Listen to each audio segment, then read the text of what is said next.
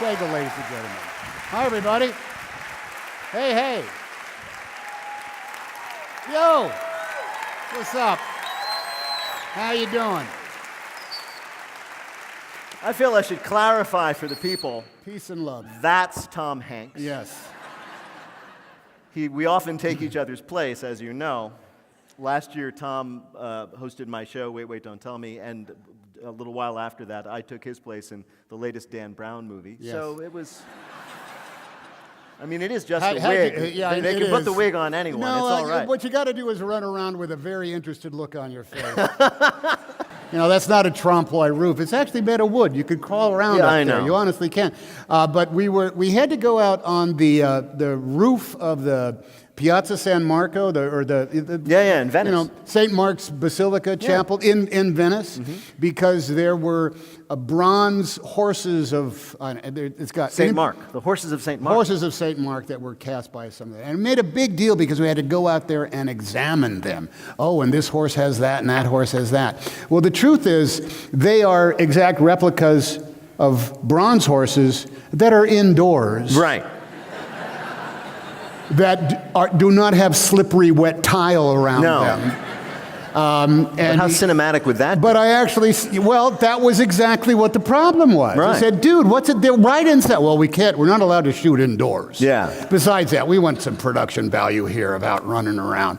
So you can take the next one, because I'm done. I like to call them the Robert Langdon mysteries. Yes. Are you shooting another Da Vinci Code movie? No, I'm shooting another Robert Langdon mystery. Professor of symbology at Harvard. And no one calls them the Robert Langdon mystery. No, they all call him the Dan Brown. Anyway, hello, Tom Hanks. Good to see Thank you for coming to Chicago. Thank you it's very great much, to have you everybody. Thank you. So, you decided that you just hadn't done enough with your life, so you became an author of fiction. I know everybody asks you that. I have been a writer. You have been a fairly successful movie star. Why? My day job, yeah. Yeah. It's a checkered career, but nonetheless. I mean, there's everything you've done. There's Turner and Hooch. It balances. There's some damn good stuff in Turner and Hooch. Really? You're Turner and Hooch fans? Seriously? Yes, yeah. All right, Yeah, all right. I apologize. How about Mazes and Monsters? Any fans? No? There we go. That's a throwback. That really is. That kind of hurt there. So, I have lived the life of a writer, and I have dreamed of the life of a movie star. Why would someone with the life of a movie star decide to go be a writer? Well, the day job was without a doubt, and you go through this phase where all you want to have is a job as an actor, and that you don't get them for the longest time. And if you're lucky enough to get one, you really are looking forward to the next one. And you will, particularly early in the career, people said, "Why did you make that movie?" And I said, "Because someone asked me to be in the movie." Are you insane? That's like saying, "Why did you cash that check?" They gave me the check. If their longevity and the collection of wisdom is up to the fate of the gods, you don't know if it's going to happen. But as time goes on, we ended up, you make alliances with other people that would like to stretch themselves and get farther across the horizon from what they've done. And I formed an alliance, and we called the company Playtone about many years ago. Yeah, it's a record company from your film. Well, yeah, and we made movies and TV series and all sorts. Some of them with me, and many of them without. And we lean in each other's doorway all the time and say, I had this idea, or someone has an idea, or someone comes in and says something. And the first thing we do is we parse out what the theme of that is. What's the theme? And whether or not it's worthy of examination. Because sometimes people come up with ideas, and I say, I don't care. But if there's a theme that is going to be some aspect of the human condition, or some aspect of why people are nice or cruel to each other, or a moment from history that we don't want to know, well, then that's a theme you can land on. But then you have to decide whether or not, what's the best medium for that? What's the best venue? Is it a motion picture for which there is a myriad of obstacles that will get in the way of being able to bring that to the screen? Cost, budget, people, whether or not anybody will release it. And I've made versions of movies that nobody wanted to release, and that's okay. We still took a shot. But then there's also, well, maybe we need 6 or 10 or more hours in order to get down and really get into it as well. Or maybe it needs to be a documentary. We just got to go and get the facts and present them in an entertaining way. But there's plenty that end up falling through those cracks that cannot be examined any way except perhaps in prose. Now, I'll give you this example of it. If anybody has read it or is going to take a look at it, there's a story in there called Welcome to Mars. Right. And it's about a dad who takes his kid surfing on his birthday. And why does he do it? A kid finds it out later on because it turns out he's having something of an illicit relationship, and the kid discovers it. Well, that came about because I started, I'm a horrible surfer, and I have more memories of being injured in the water than I do of having pleasant rides, you know, so there is that. But I was surfing one day and I came out of the water, and I'm going to say this was probably 1986, and I saw a guy in his surfer's outfit sitting in the passenger seat of a very expensive car, and there was a very pretty woman behind the wheel. And they were just sitting in the parking lot laughing and talking. And I always thought, what's going on there? What is that? Is that a lady stopping by? Is that a guy? Is this in clandestine? What is it? And that always just lingered in me as a possible story that would be some brand of a theme about how complicated relationships can be with people, and then added some other elements to it. And that's part and parcel an awful lot of the stories that are in here, of things, little embers that had been burning in the belly for a while. I'm wondering about the process, though, because you obviously have acted quite a bit, you've produced quite a bit, you've directed 2 feature films that I know of.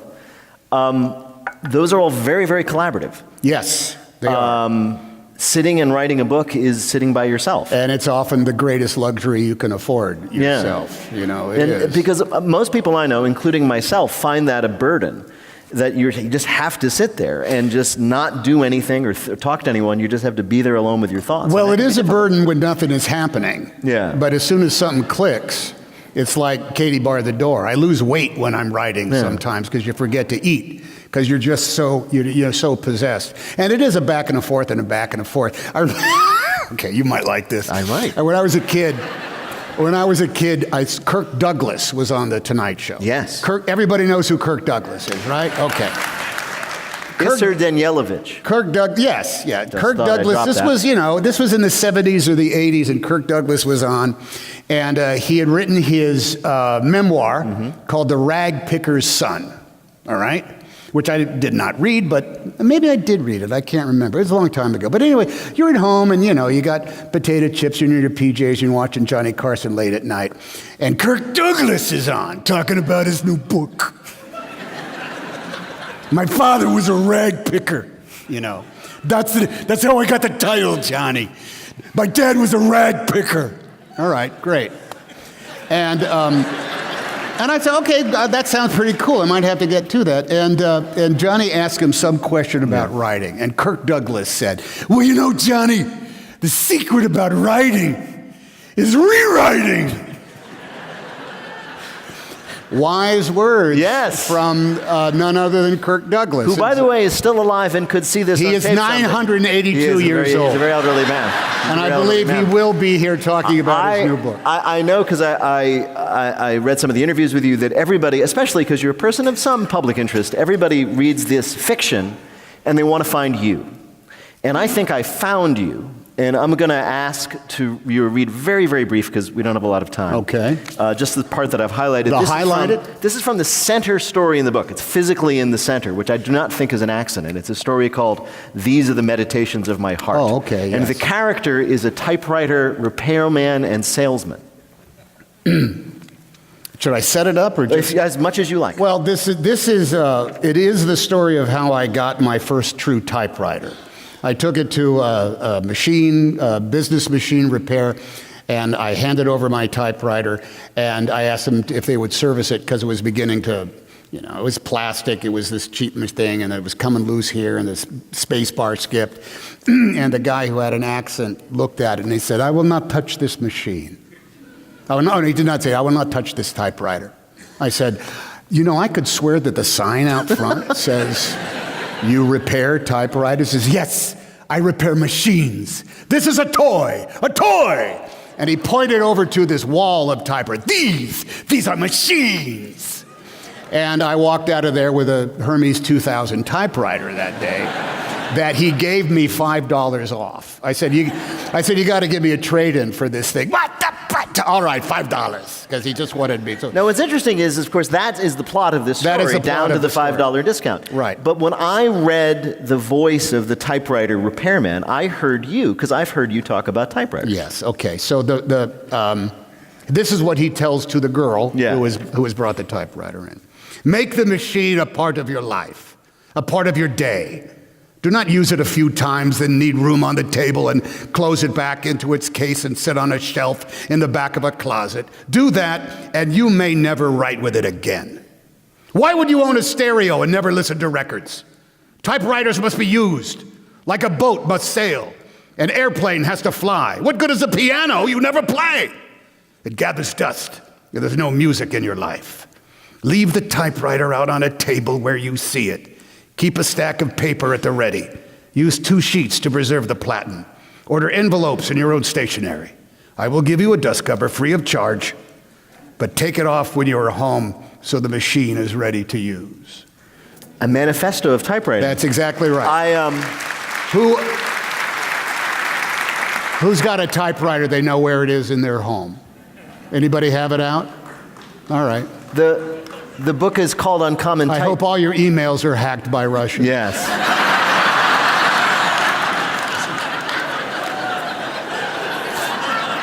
And here's the deal. They will be. Do you live by that creed? Yes, I do. I use a typewriter every day. Really? Back in the hotel, I had, oddly enough, one of my typewriters up and ready for me to use. I typed a letter to my son this morning because he was home in New York, and I didn't see him, so I left a letter. A typewriter it's a machine of permanence. Anything you type on a piece of paper is not typed onto a piece of paper. It's typed into the fibers of the paper.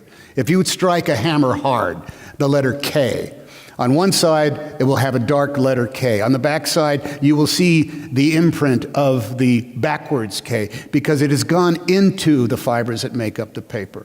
If you keep that letter or shopping list or love note or thank you note in a box out of the sunlight and your house doesn't burn down, that letter will last 1,000 years. It's as permanent as words chiseled into stone. And in fact, words chiseled into stone might get washed away by rain and wind if you keep a safe piece of paper. And there's oceans of versions of this anywhere. It can last forever. And one of the things I like to do now, and when people ask me, what could you really do with a typewriter? I ask them if they have kids.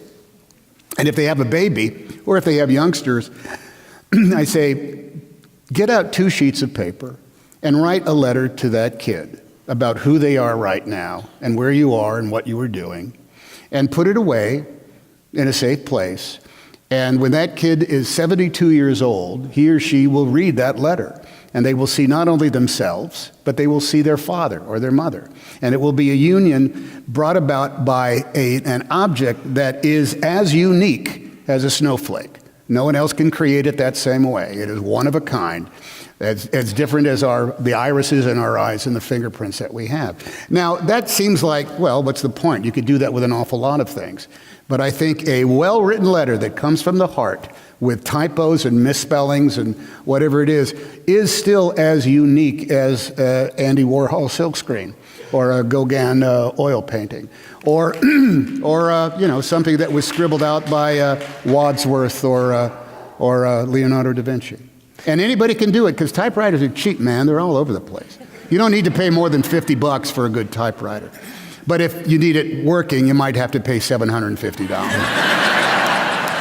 And that's all the time we have tonight. Thank you so much. I actually said to myself, don't get him started about typewriters. One of the things But there's typewriters in every story. There is. And was that something you decided to do as sort of just as a thematic theme? Or No, I had done about 3 of them, and one of them had a typewriter figured very prominently. And my editor at Penguin, Peter Gathers, who's a brilliant guy, he said, I really like that little bit about the typewriter in it. And I said, what if I just like an Easter egg put a typewriter in every story? He said, go ahead, that's a good idea. And it ended up sometimes if I was stuck and I wasn't getting anywhere, I would just think, how could I put a typewriter into a story?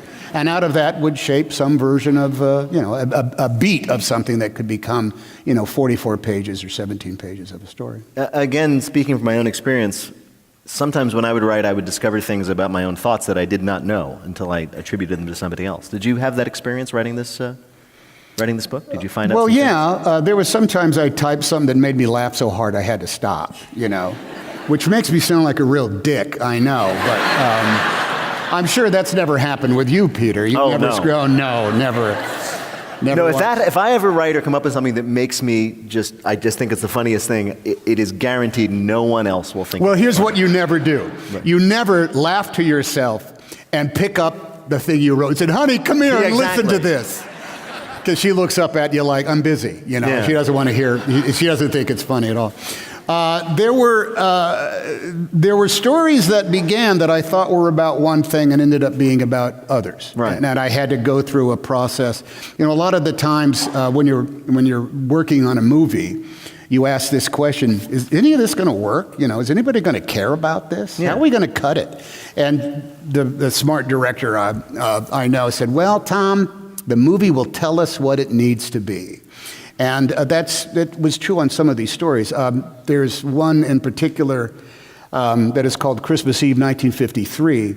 And I thought it was really about how this man survived the war, came back, had a family, and instead of being in the Battle of the Bulge watching people die, he's setting up the kids' toys around the Christmas tree. And I always thought a lot about a lot of the veterans I had met, the guys who had been there. I always thought, how did they do that? I understand how they get to be old men, but how do you still be in the prime of your life?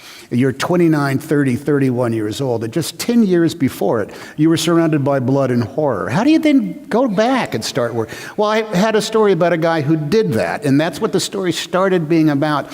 But then I realized that he was going to get a phone call at midnight, just like he gets every night on Christmas Eve, from a guy who was in the war who didn't come back in the same fashion. A guy who will never be able to sit around his Christmas tree, will never have kids. And that surprised you? That took me by surprise. Yeah. And there's other elements in some of those stories that did the same. One of the things I noticed about that story, and I should say that I grew up like a lot of people reading short stories in the New Yorker, and usually stories about somebody when something terrible happens to them, be it a terrible case of ennui, if it's the New Yorker. Yeah.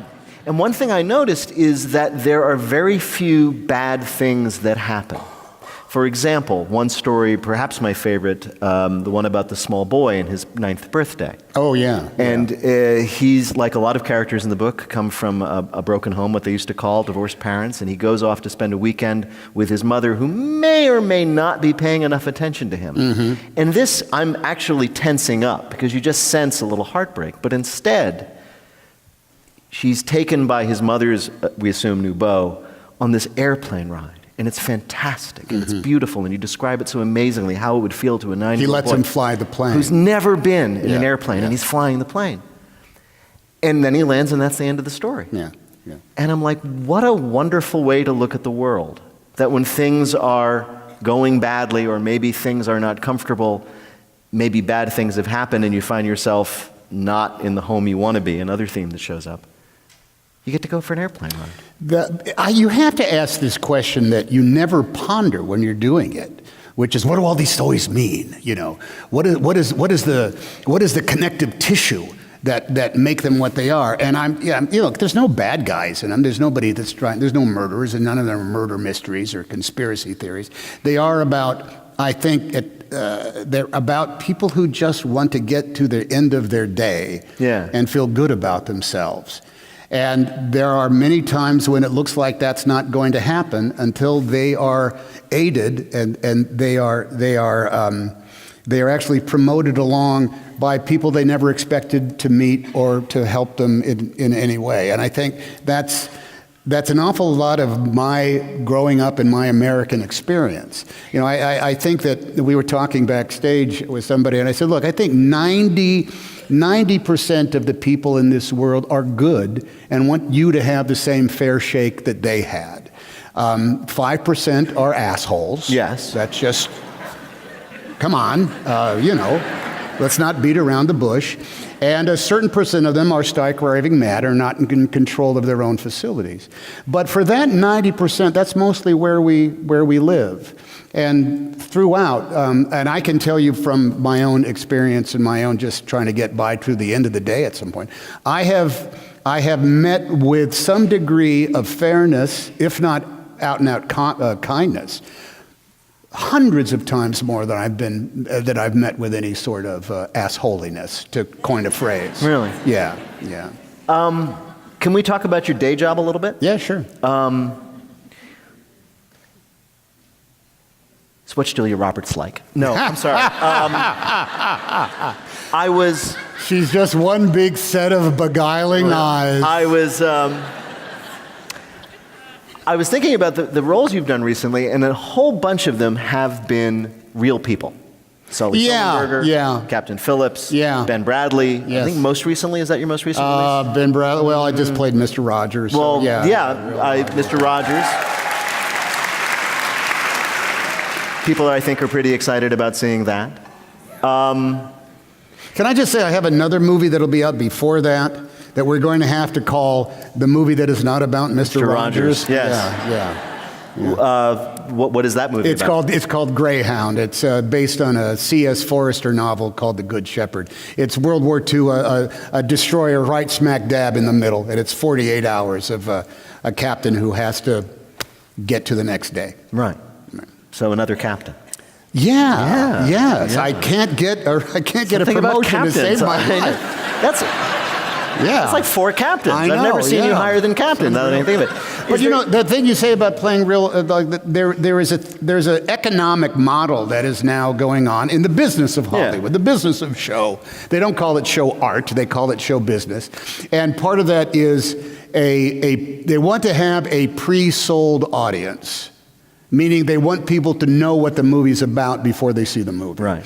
And real life characters help that become, a marketing tool or I saw that guy land in the Hudson. I'll watch a movie about that. Or that guy, he found the Pentagon Papers and stuff like that. But is that something that I'm assuming that you have a lot of choices these days, that the days when you're happy to have work are... There's been times when I said, I don't want to do it. I've played too many real people here, and I would like to have the luxury of making something up from whole cloth, as opposed to having a meeting with somebody and have to everybody I have played that has lived.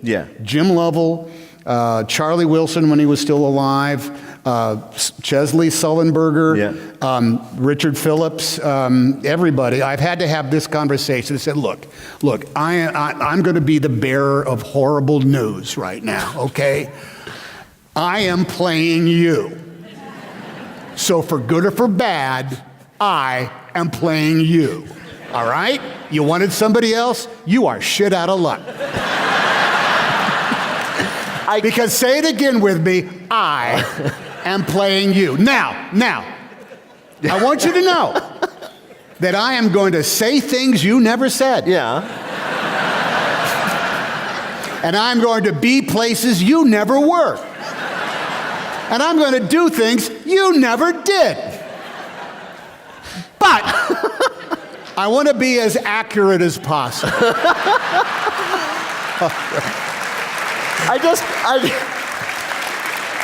I just want to say to everybody out there that having Tom Hanks do a scene with you is weird.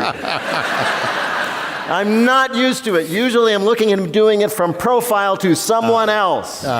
That is a burden, because I've said this at times, not just the things I've been in, but also the things that we produce down at the company, which has been, guys, our job here is not to screw up people's lives.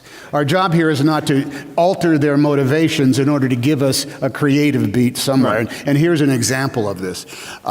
There was a character in Band of Brothers who was alive at the time, and there were many stories about him, how tough and uncompromising he was. And one of them is that the story was that he gunned down prisoners that they had taken during the D-Day invasion. Right. And these guys wrote it, and they showed the scene where he guns them down.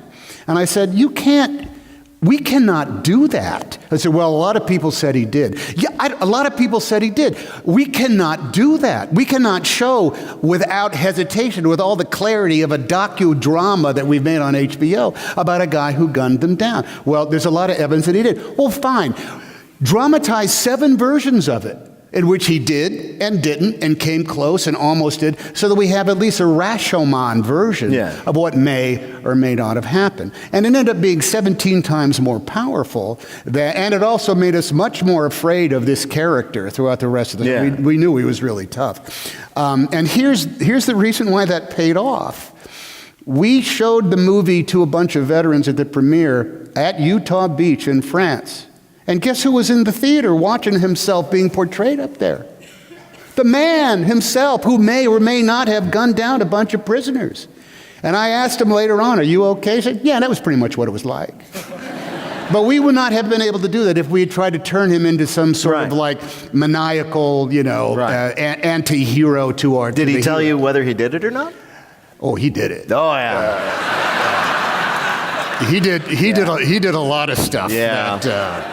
But it was a vibrant time, let's put it that way. Again, presuming you have some choice in the work you choose to do, is there something about the real people, or I guess even the fictional people you're choosing to play these days, that draws you right now? I notice, for example, that most of them are heroes who are caught in a moment of intense trial. They all have taken on a job, and that job has ridiculous responsibilities. Right.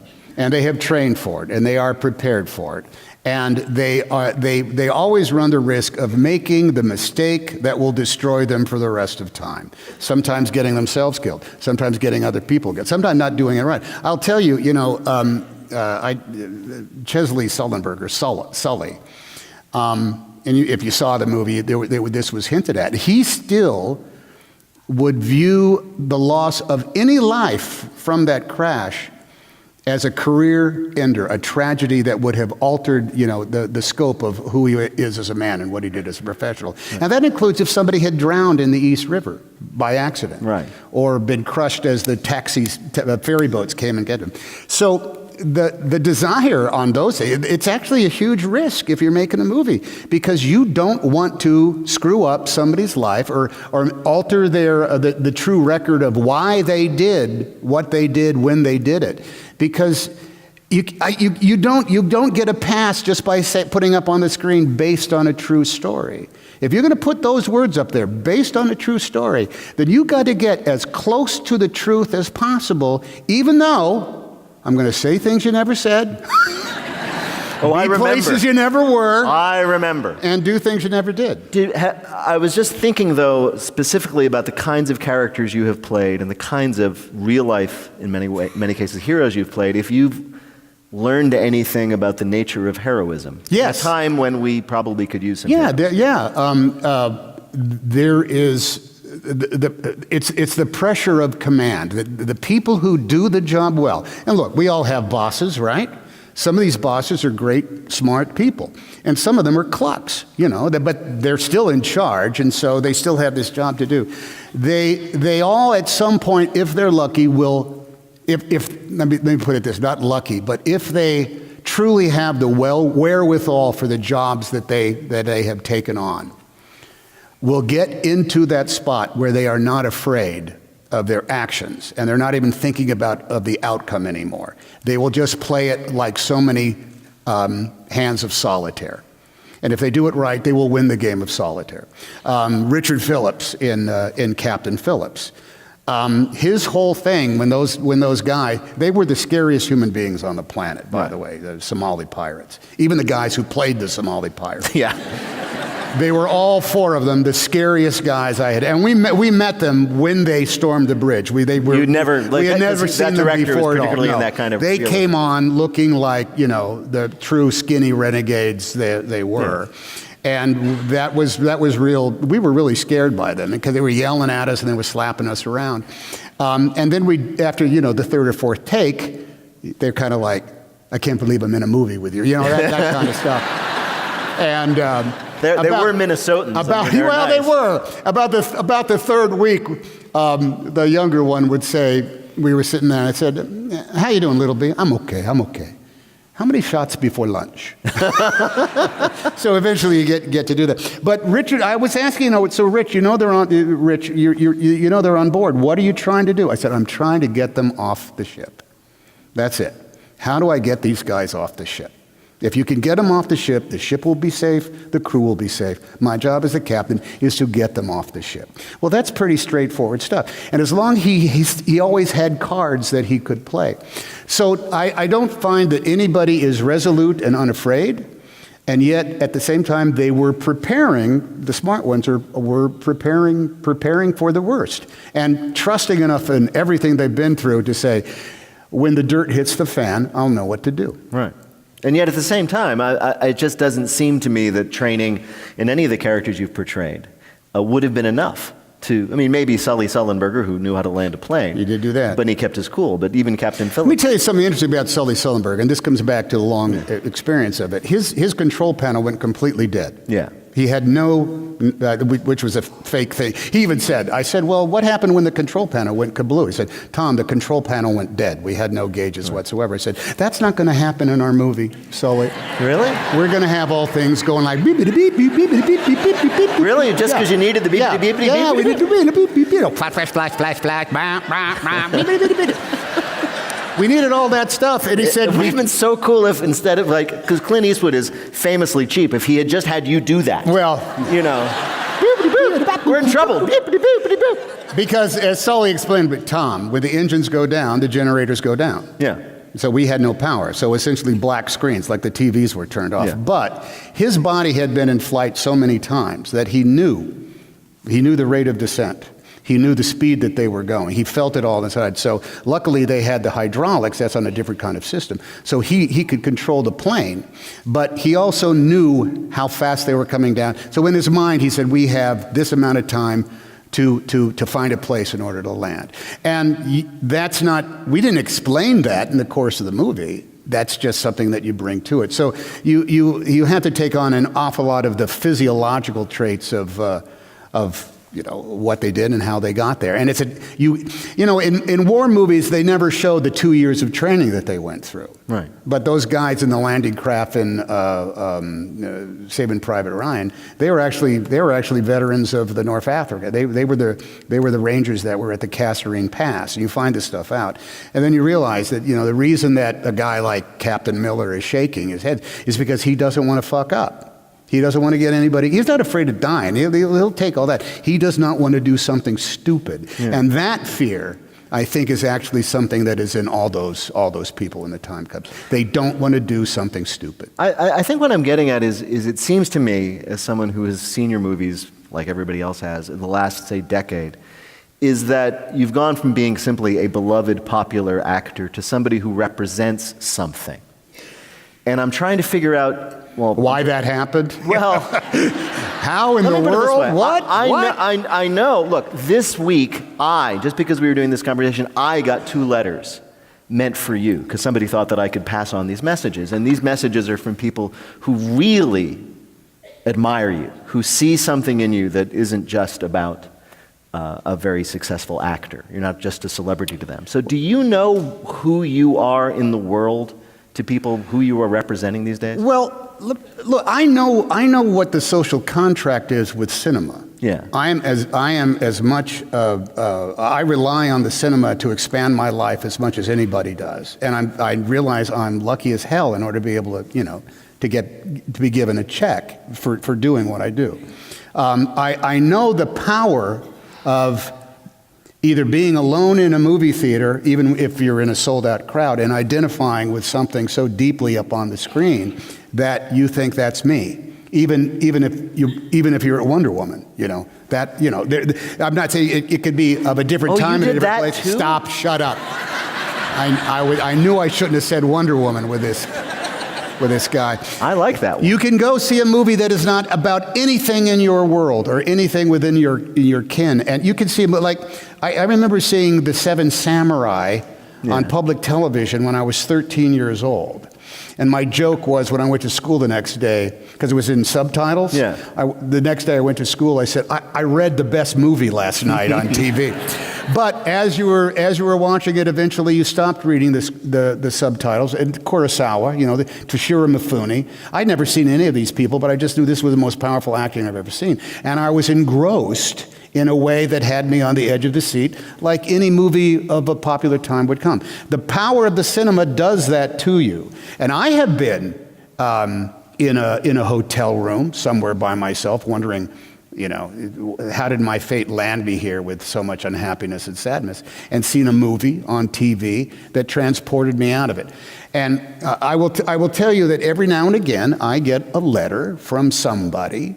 Don't laugh, because if you laugh at my movie reference in this, I'm going to cold cock you, Peter Sagal. I got a letter from a lady who said, I was getting a divorce. My mom was sick. I was on the road for my job, and I had never felt worse about my life. And Turner and Hooch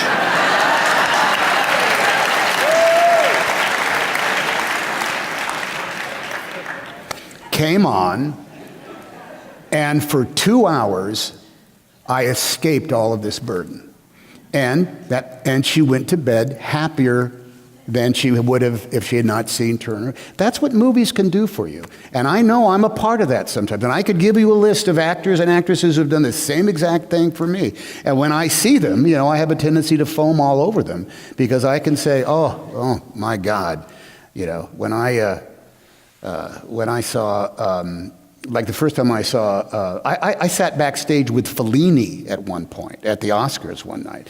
And so how do you make small talk with Fellini? I don't know. I've been doing it with Tom Hanks. Well, no, yeah, no. And I ended up saying something about how much what La Strada meant to me. It's that kind of. He directed La Strada. Fellini directed La Strada. Yes.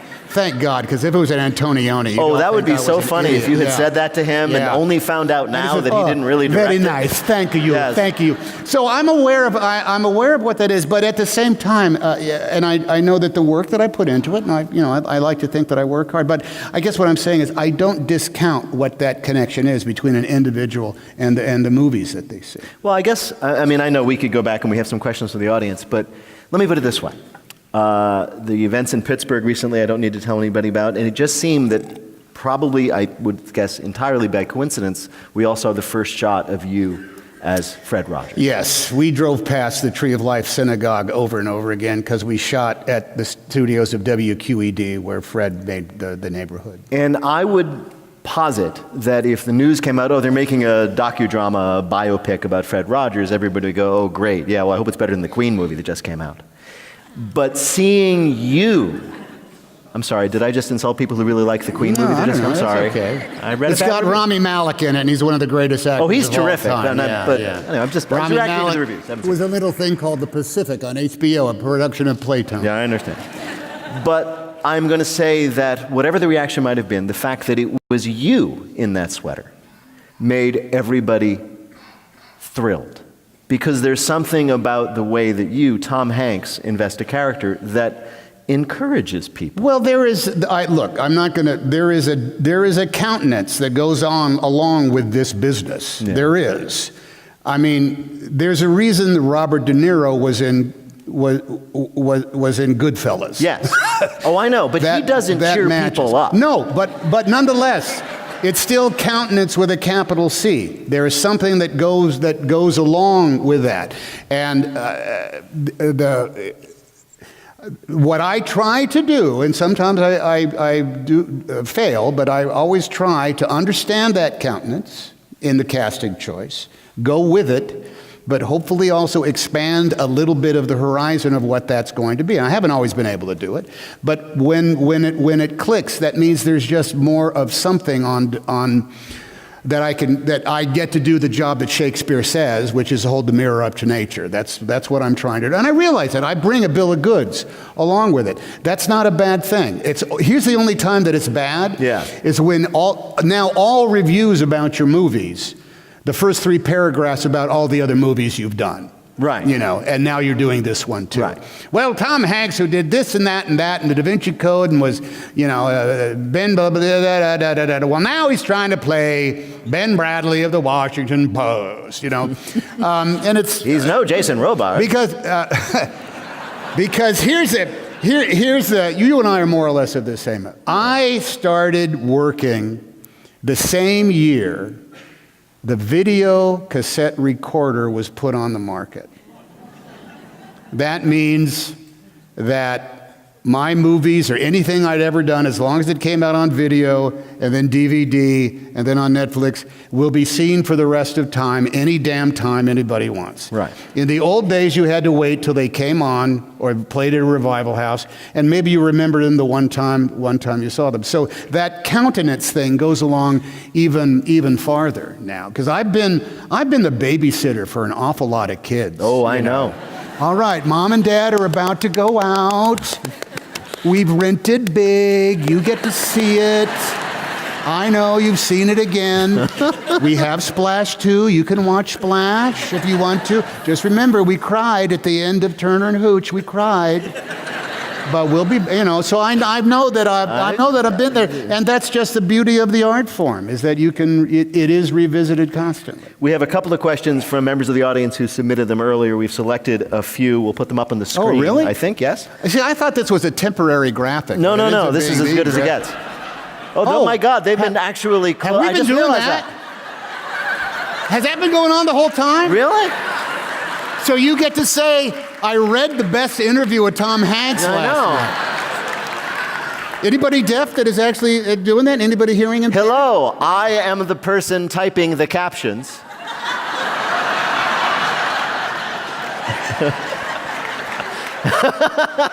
That's me. Let's hear it for this guy. Wherever you are. Are they up there? Or are they back here? I commend you. Okay, there you are. That's great. We actually do have some questions from you, so if we can put them up.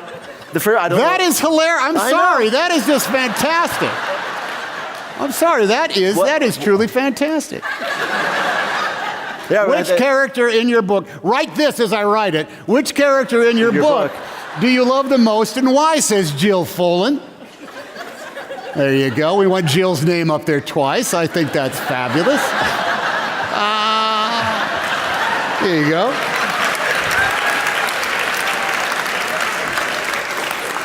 Well, loving the most is one thing. Identifying strongly with them is another. I mean, look, I love them all. There's just no doubt about it. And some of them are all quasi versions of something that I remember from growing up. I will tell you this, that there's a story in there that is called Go See Costa.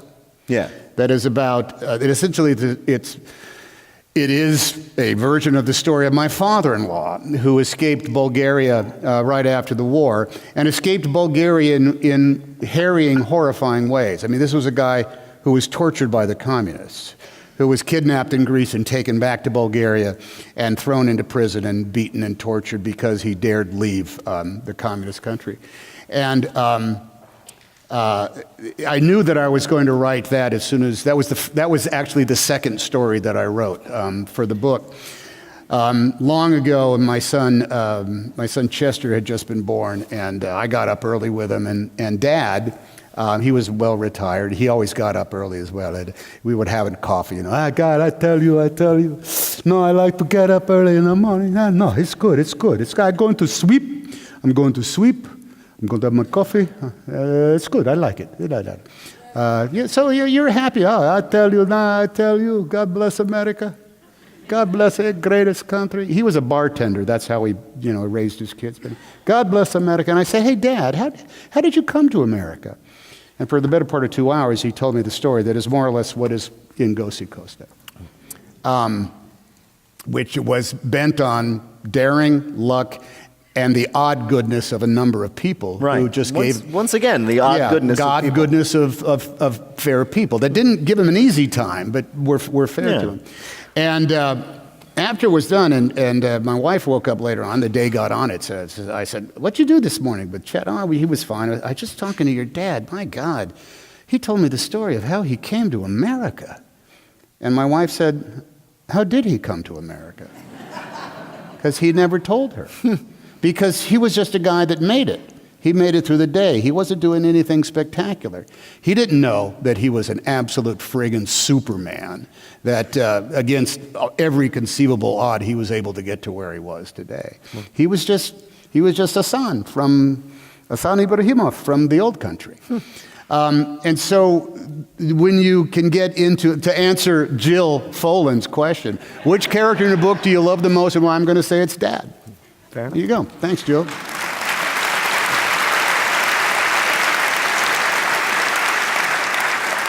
Next question, please. Pat.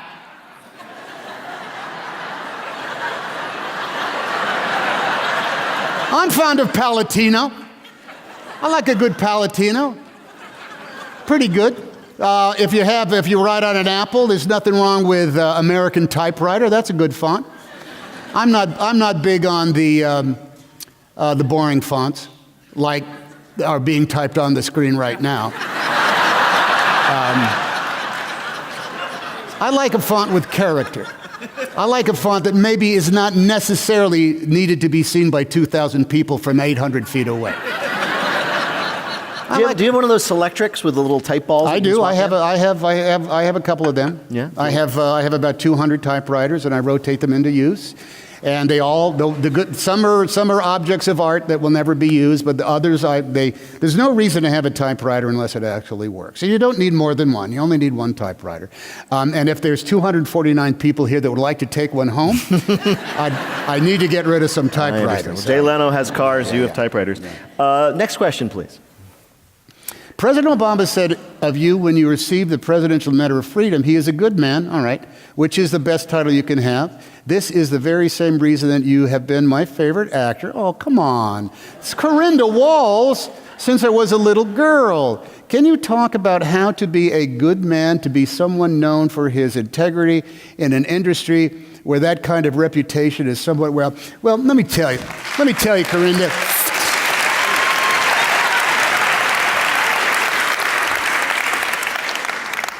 Start every morning with a Bloody Mary. Please flick that away. That is, God bless you. That's very nice. Okay, that's lovely to hear. And I think I might have talked about it a little bit here in the course of it. When I grew up, America, the country we're in, was fraught with difficulties that we talked about all the time. You can imagine what that would be like. There were injustices there were, in school, in the dynamics of everything, we were aware that, there was oceans of trouble that were everywhere. But we were also operating on a type of faith as well as a type of instruction that said, America is a place where you make things better, that you work at it, that the best way in order to make things better is to be fair. That means everybody has the same opportunity, that they can blow if they want to, in which case they made their choices. But if you want to make your community better or make somehow solve problems, you have to get together with like-minded people, and you have to respect certain things. That is, in fact, what made us Americans. Respect for the law, respect for each other, respect for your neighbor. No exceptions. And that's the ethic that I got, naive or goody two-shoes or whatever it is you would like to call it. And I saw that. I grew up in Oakland, California, a place that was rife with all sorts of difficulties, all sorts of troubles. But when I got on a bus, an AC transit bus, for 15 cents, which would take you anywhere in the city, every color of the rainbow was on that bus. And the only thing that happened on that bus was it stopped, people got off, and people got on. That, I didn't realize it at the time, but that was an extraordinary experience to have day after day after day after day.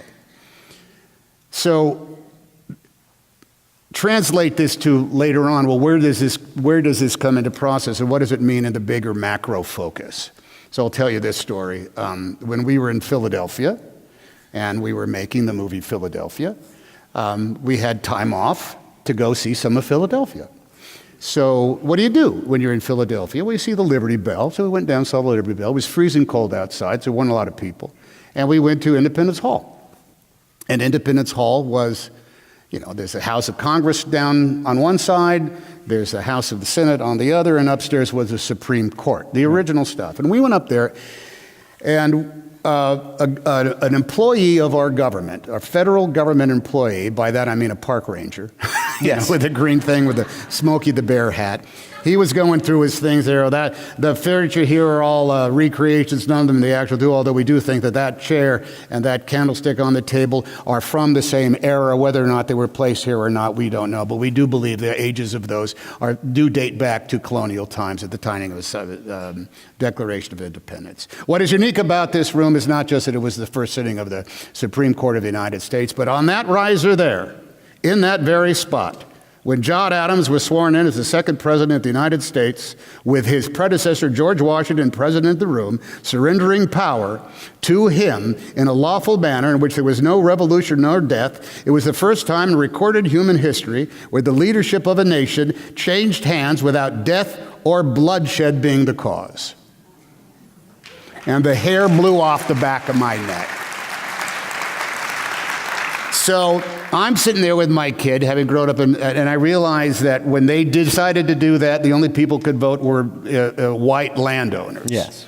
If you were a slave, you were not even a free human being, and if you were colored, you were only 3/5 of a human being. Women were not allowed to vote. Look where we had come from that time. And consider me a dope, but I make a direct connection between that and the lessons that I learned when I was a kid. And I grew up in I moved 8 million times. And I grew up in every kind of, I lived in bad neighborhoods, good neighborhoods. I lived in apartment complexes that stretched to the horizon. I lived lawless. I lived bad. I had families that were tight. I had families that were, fractured. But what was always there was this understanding that outside the house, there was a fairness that was always held in the balance by the good people. So the good people made it a point to be fair to each other. And so I'm delighted to be called by Corinda Walls, a good person. And I think it's because I am an American and I have been raised by good, fair people, and I want to be just like them. How's that?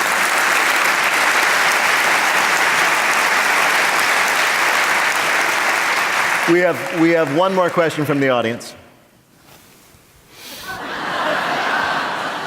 Describe the perfect sandwich. Oh, I love laughter. Oh, yeah. All right. Michelle Welch. The perfect sandwich does not have bread. Here's why it does not have bread to me. I have type 2 diabetes, which comes about, it's okay, it's manageable. And it comes about because I just ate crap all my life and I paid the price. So I go to my, do you have diabetes or anything? I know, not that I'll ask. Any problems at all? No, I have no problem. Hypertension? No. My life is good. Cough. No, I'm going to get down. Just give me a cough. So I was meeting with a nutritionist in my diabetes doctor's office, and she was going like, okay, all right, your blood sugars are still too high. It's still monkeying around. I don't like the way your insulin jumps back and forth on this kind of thing. So let's talk about what do you have for breakfast? And I told her what I had for breakfast. She says, change that. Don't eat that. Eat this instead. I said, okay. I said, I have like oatmeal, and I'll try to have some, sugar-free syrup on it. Put an egg in there, and it'll be okay. The answer to everything was put an egg in there. Yeah. Okay. So it came around, and what do you have for lunch? What do you have for dinner? And she says, sugar is about the dumbest thing you could eat. I said, yeah, I know. And she says, yeah, you eat sugar, don't you? I said, no, I don't. So we were talking, and he said, okay, look, stupid. Here's what you can do.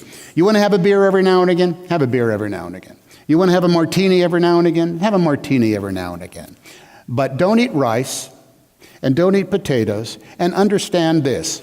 Bread is poison for you. I'm the type of metabolism that if I eat anything that turns into sugar in my body, that's why I have type 2 diabetes. So, a young lady, Michelle, the perfect sandwich, alas, has no bread. You want to play around with spelt, go right ahead till the cows come home. You want to try gluten-free bread, maybe, maybe not, go ahead. If you could stand the taste of gluten-free bread, go right ahead. Along with it, I will say that this is what I used to make for my kids when they would go off to summer camp. I would make them what I called A-bomb sandwiches. Which is every kind of cheese that is in the drawer, every kind of cold cut that is in the drawer, some lettuce that is in the drawer, mustard and mayonnaise. Ideally, it's that thick. Sure. So I'm going to say cold cuts and cheese, because I can eat paleo, without bread, wrapped in lettuce. Yeah. Michelle, perfect sandwich. I'm going to ask.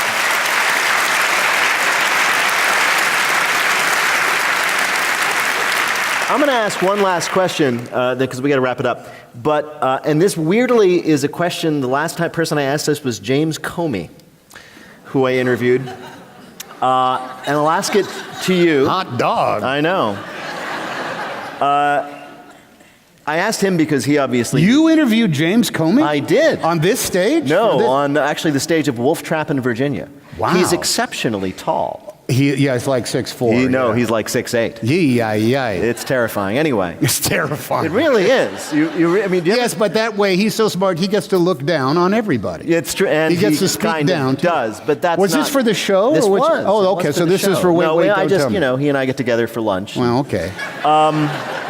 I asked him this question because he obviously knew all these secrets of national security and what's been going on of late that we do not know. I'm going to ask you this question because in addition to being a pretty well-known actor and author, you are a student of history. You are a producer of popular entertainments based on history and documentaries. You're someone who knows a lot, as you just demonstrated, about America and what makes it actually great. Here's the question. Are we going to be okay?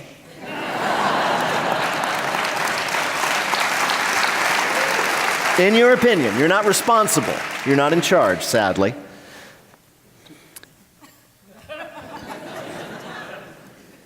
The answer is potentially sure. Absolutely, because we have been through worse. We have. And we have this amazing thing that comes around every now and again, which guarantees us to have the leaders we want or the leaders we deserve. And it's this weird thing that I first read about, I think maybe in my weekly reader when I was 4 years old. They're called elections. Yes.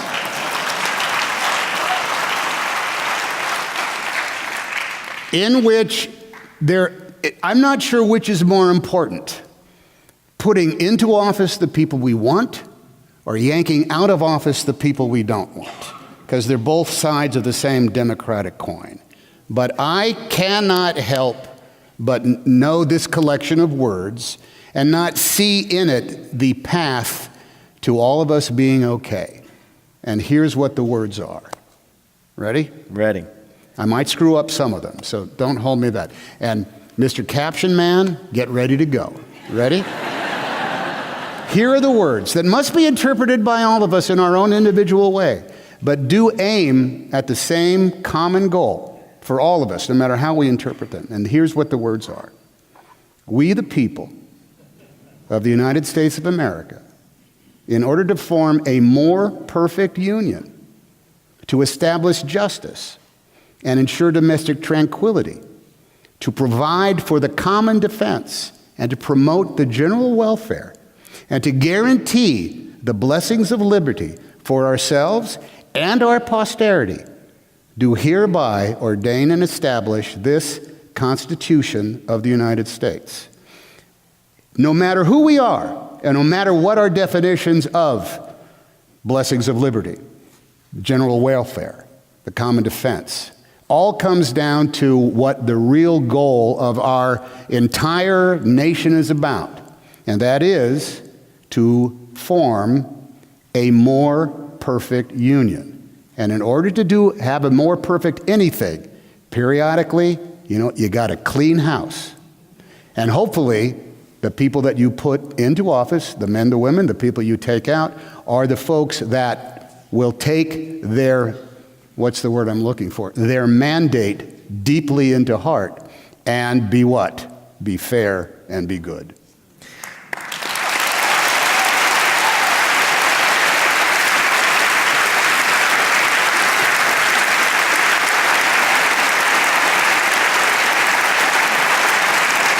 I'm just going to say. Can you go back up to the preamble? Can you do that? Is what he wants. Can you go back up to the preamble, or is there a backside? Oh, type applause. There you go. Just before, speaking of people, do be with Kevin Turk and the folks from International Tom Hanks Day. Are they here? Yes, there is an international. There Tom we Hanks go. Day. There we go. These folks started off just for excuses to have a beer bust in some bar somewhere on the north side, and now they've helped supply all sorts of funds for some really great charities. God, thanks. Good to see you here. And also, some of the class of the interns of Great Lakes Shakespeare Festival, 1977 through 1978. You guys here too? Glad you're here. Thanks for coming. You wouldn't say it, so I will. I know, like every actor I know, no matter how successful, you present yourself as an actor, a guy pursuing his trade, which you do very well. But it seems to me that in the last decade or more, the roles you've chosen, the films you've produced, the performances you've given, have served a role, and that is to show us again and again and again in a convincing way what actual human courage, integrity, and goodness looks like in action. And for that, I am going to say that you, not only do you play them, but are a hero. Tom Hanks, everybody. Thank you very much, everybody. Thank you. Thank you. Thanks for coming. Thanks, everybody. Thanks. Thanks for coming out.